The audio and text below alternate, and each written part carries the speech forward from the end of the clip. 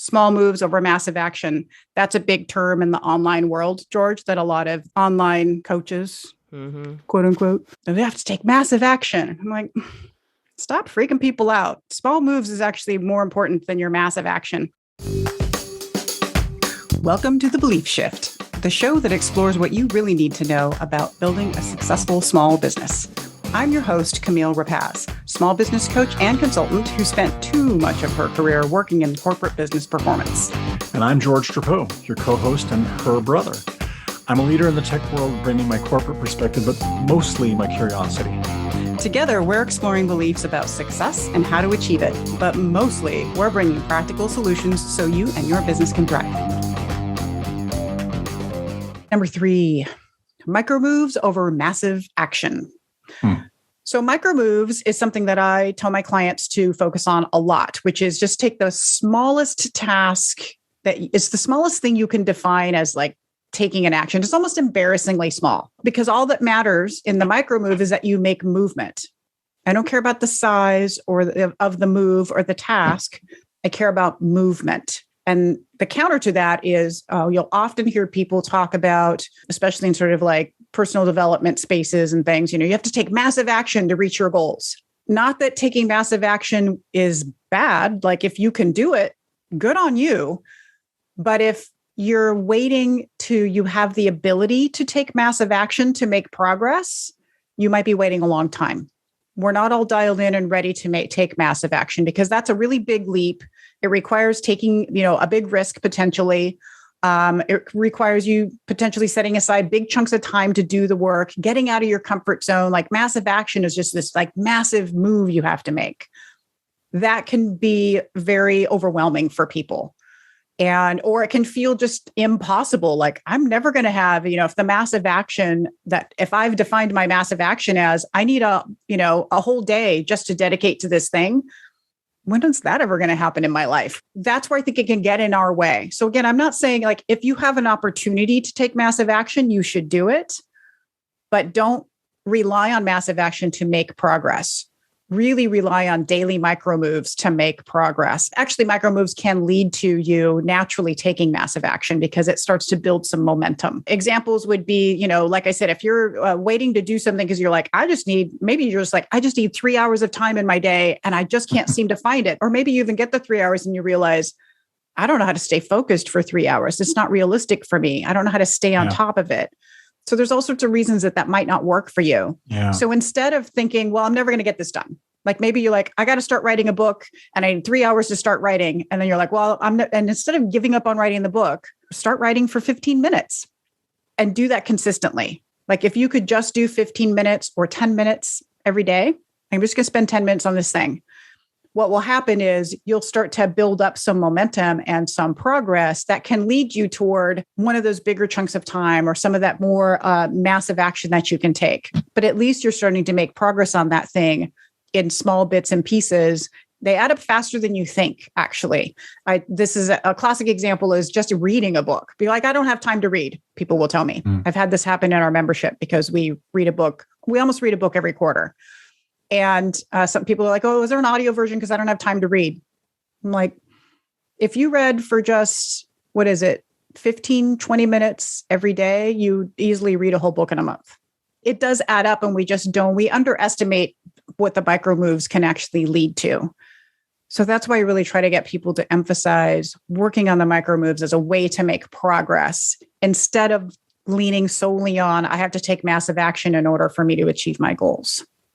Of all the belief shifts, this is the one that I think I have the hardest one visualizing. And I think a lot of people have the hardest one believing. Like, I know this is true from my own experience, but it's really hard to visualize. Like, how is it that I can do one small thing and then that gets me to my destination? Like saying to somebody, just do something for 15 minutes. I think people can't see past that first 15 minutes. They can't visualize it. Like, okay, I did this for 15 minutes. Now what? We'll do another 15 minutes. Well, now it's hard to integrate a bunch of small actions into a final result. What are examples of things that people could do or people have maybe done in their lives where they've actually seen this happen themselves? Katie's nodding. I wonder if Katie has an example. Well, the goals cascade certainly helps with managing the whole situation there. But outside of that, I mean, the first thing, of course, I thought of was, exercise. I used to be able to talk myself into, if you just get on the elliptical, you can get right off. But then I was like, well, I'm in the clothes. I'm on here. Okay, I'll do 5 minutes. And then after 5 minutes, you're like, well, I guess I'll do 5 more minutes because I'm already kind of like, and I think that's sort of the momentum you're thinking about. And in terms of, let's say, my work, I can get into the same thing with a newsletter. Let's say I have what I want to write it about, but now I have to sit and do it. So I'm going to just get there and sign in and have it in the background. Then maybe I'll go walk the dog real quick, come back. Okay, now I'm going to chunk out doing just the intro and then do something else. Then I'll do, everything else and then send it. So maybe it takes all day, but at least it went out, whereas previously it may not have happened at all. Yeah, cool. It's that taking that overwhelming task and breaking it down into small pieces. So yeah, Katie mentioned this goals cascade, which is something I teach my clients to do, which is to take a big goal and cascade it down into these small increments of work that they can do, and down even to the point of, if you have to, a micro move because you're just so stuck and you don't know what to do. So I think when I work with people, George, that's how I answer the question of how do I connect the small things to how it's going to piece together into a bigger one. And there's kind of two types of problems that can be probably more than that. But there's two things we're talking about problem solving with this. One is like the book reading is just, I'm telling myself I don't have time. That's a way to take the I don't have time excuse out of the equation and find a way to do it by rethinking how you use time. Awesome. The other part of the equation for this is when you're just procrastinating to do something you don't really want to do, like write my newsletter. You're like, I need to do this. It's very important. I'm not motivated to do it. How do I get myself motivated to do it? I just start chunking it out in these small little tasks that are very doable and I can get through them quickly. And that's the way that I can sort of do, and then potentially build momentum onto that bigger thing I have to do. And the other day in the membership, one of our members, she said, I actually had to go to your coaching of pick something embarrassingly small because she was struggling so much. She was like, so I did. I was pretty embarrassed, but it was literally, I'm just going to sit down at the desk to do the thing. But she said it worked. She was like, it totally worked. I sat there and I was like, oh, I did it. I'm here. But that was literally, she had defined like the very first thing I have to do to make this happen is actually sit at my desk. What's the check mechanism to see if you're doing the right thing? How embarrassed I feel when I'm doing this action? Like, I'm pretty embarrassed. Okay, I think I'm doing it right. That is awesome. Yes, it was so awesome that she shared it. And she's lovely about sharing all that kind of stuff openly with us in the membership. But it was spot on. And it really, I think, helped everybody else go, well, maybe I'm not going embarrassingly small enough with how I start. You don't have to tell the world that's what you're doing, but just do it. And then give yourself credit too. Yeah. So this would be how you benefit is do exactly what we're talking about. Whatever you're struggling with, whatever you're hesitating on, whether you're telling yourself you don't have time or you're procrastinating just because you're like, I just don't even want to do it. You might even be struggling because you're like, I know what needs to happen, but I really don't know where to start. The only way to sort of resolve any of that is but through action. Action really can solve a lot of the challenges that we have. So, and if you pick it small enough, then it doesn't feel so risky. So that's the whole point. Pick this tiny little thing. This is when I talk about taking the risky out of business. And you take this little move and that removes the risk for you. And then you can actually start making progress. So find the thing in your business that you're hesitating on for whatever reason and try this micro move thing and try just doing one little thing every day. See how it adds up. That's the to-do. We are on number 4, I believe. Cuatro. Planning it over winging it. This is one of my favorites. So planning it. This is identifying the work that needs to get done, the right work, and then the what, how, and when of doing that work. Winging it is like, I'm just jumping in and doing stuff as it comes at me. I'm reacting to emails, reacting to requests without really thinking about it. I'm just trying to like check stuff off the list, but I'm not sure that all those things are actually important. I'm not prioritizing. And it's sort of this very extreme bias toward action. I'm just going to take action all day long. I'm just going to do a bunch of things, but not with any thought to whether they're the right things. So that's the difference. Winging it. I'm not really thinking about whether it's the right stuff or not. I'm just doing a bunch of stuff. planning it is I'm actually thinking about what the right things are to do overall and then in this moment. So my example is I see this happen a lot for small business marketing, where they're just putting out as much as they can in as many places as they can. It's just like scattershot. I just need to be in all the places and get out there and do a bunch of stuff. But it doesn't have any purpose or objective. There's no, so they're creating a bunch of posts and they're putting, I got my job done because I did 5 posts on Instagram and that was my goal. That's just I'm just winging it. I'm just putting stuff out on Instagram. Planning it means, what do I want Instagram marketing to do for my business? And then what kinds of posts should I put out there in order to get that outcome? Like, what do I want those posts to look like? And then how often do I need to do it? Right. So then you're making a little plan around it. This also starts getting into strategy, which we'll talk about later. It's a different part of the beliefs. But that's the sort of difference to me of just like, I'm just winging it, doing a bunch of stuff that I think is the right versus I have a little bit of a plan around what I need to do and what's important and how I go about that. Yeah, marketing is kind of the one example I see showing up a lot, where I see people wasting a lot of time doing a lot of marketing stuff that isn't actually serving their business because it didn't have a plan. Okay, so I'll tell you my case for planning it over winging it, which is great. And I actually have something from the software world too.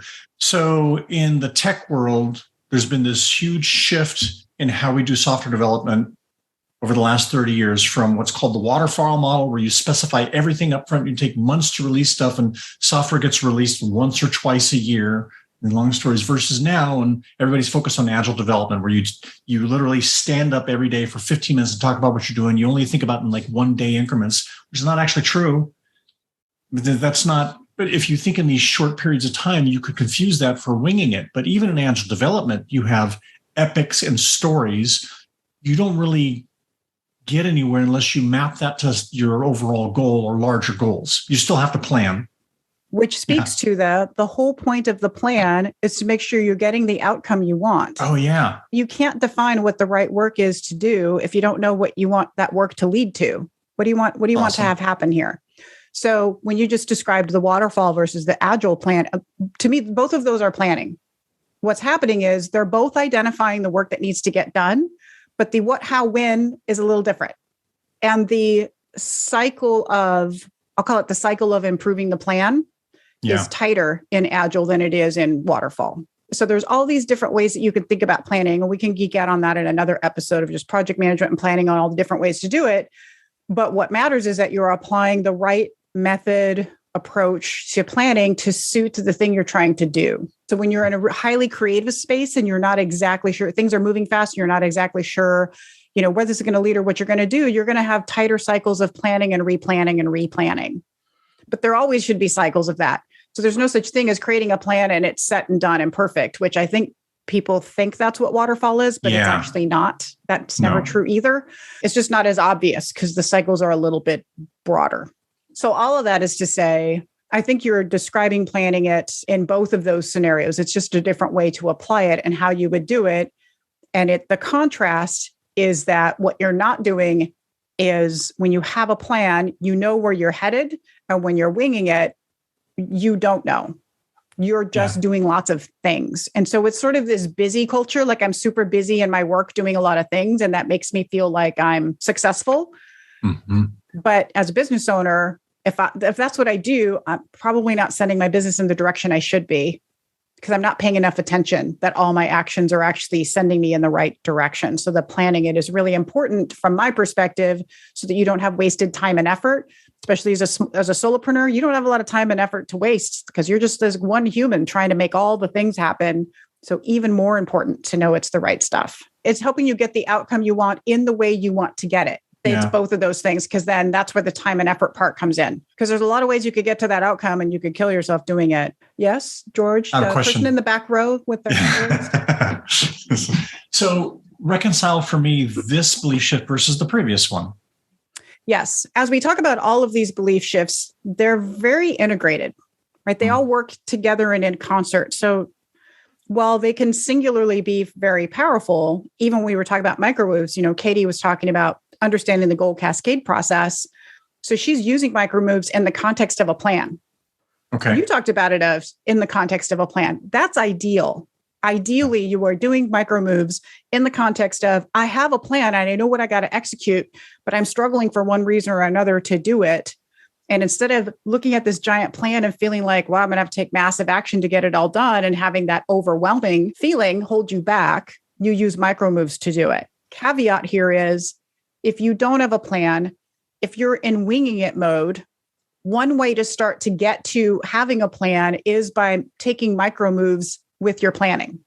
So if you're like, I don't have enough time to make a plan, I have to just get a bunch of work done, you can start by just starting to build a plan in small micro moves. Micro moves are not winging it, because micro moves should be in the context of, I know what I'm trying to accomplish, I'm just not getting it done. And so it's trying to resolve a different problem than the planning it over winging it. Like, the more of these that you use together, the better things get. I would say these are all in service to you having a high performing business.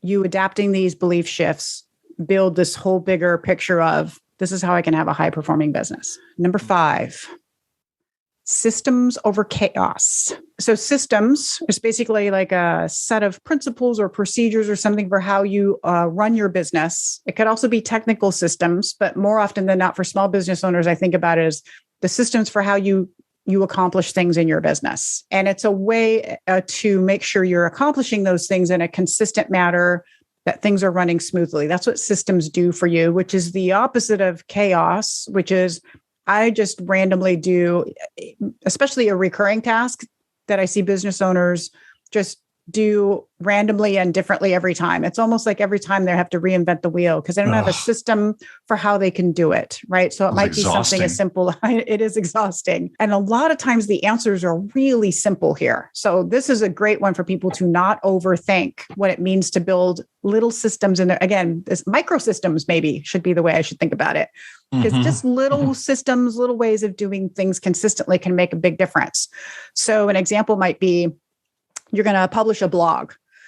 There's a lot of steps involved in that, from the outline to the drafting to getting the headline to the, getting it edited to doing the SEO and getting it published ready. I got to pick an image I want to use and lots of moving parts in that. It's not as simple as like, I just write a thing and I stick it out there. If you have a set list of processes that you run through, then that can go fairly smoothly for you. If you don't, and say you don't remember, what's my login? If I've got to get into WordPress and I think I put it in here and I don't remember how I do the headline thingy and what button do I push that helps me with this SEO thing? And like, if you just aren't doing it enough that you remember, then every time it's like you're relearning how to do it. And you're wasting time and it's a little chaotic and it'll slow you down. So that's a great place to just, what's my system for putting out a blog? And that system could be a schedule. It could be a list of, here's the tasks that I do. It could be about the actual behind the scenes systems that you're using to get that blog out there. So that would be an example of some sort of recurring task that I think we can tend to underestimate the complexity of doing it. And so we don't bother to actually write anything down or create a nice system for doing it. And so it's always chaos, which also can mean like, then we kind of always dread doing it because it's like, oh, I got to remember this thing and I forgot my login and blah, blah, blah, That happens a lot. It's the simple things that really can get in the way. It also could be things like, do I have a solid system for onboarding my clients? Or is every time I do it, so if you're a coach or you're a consultant, they're signing an agreement, you're onboarding them. How does it work? How do they schedule their appointments? Those kinds of things. Do I have a smooth process for that? Or am I forgot to send them this thing. Oh, shoot. And I didn't give them the link to the whatever. That's chaos. And it is bad if your client's experiencing your chaos in that way, right? Yeah. So it's another place. It's really important to have nice, smooth systems for any interactions with your clients. How do you manage systems in your work, George? This is one area where I think I'm pretty good, actually. I'd like to think systematically, and then I have comments about why, the benefit for me for doing it and for everybody. I don't worry about building big, complicated systems. So a driving principle for me is to try to simplify the system into as few steps, make them minimal. That works for me, but I also think it makes them easier to construct the systems. Why I do it? Because I've realized a long time ago that systems help you delegate. And delegation is something I work on as a manager. I'm not that good at it. And I realized that if I have a system for something, I can teach it to somebody and then I can have them own it and delegate it. And I'm hoping this is true for small businesses, delegation is your key to retirement.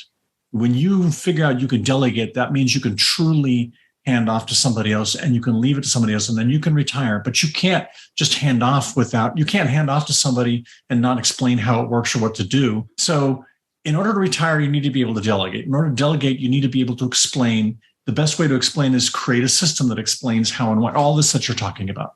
Yeah, the example of, being able to delegate is definitely a recurring theme with the small business owners I work with for sure, where they have just a handful of employees or even just one person assisting them. And they're frustrated because it's not going as well as it should be, as they imagined it would be. And I mean, this is also true in corporate leaders. Most of the time it's on them. They're not doing a good job of providing clarity, delegating the work clearly, creating a nice, smooth system for how the communication flows back and forth. That's something Katie and I have worked on to make sure that this goes well for, what's coming up next. What are the priorities? What do I work on? When does podcast editing have to happen? So building those systems for how you make all that happen. Even as small business owners aren't thinking about it in terms of retirement, they should think about it in terms of like, how do I just make my business easier to run? Yeah. And systems are the way. And small, simple ones. So that would be the to-do. Like if you want to benefit from this as a small business owner, what's that space in your business that feels chaotic and isn't going well? Whether it's how you're trying to work with someone else, whether they're an actual employee or an assistant or a contract person, or just some operation in your business that just you're always frustrated every time you go to do it. You're like, oh, this thing again. Take a little micro move, carve out a few minutes to just improve that system in one way.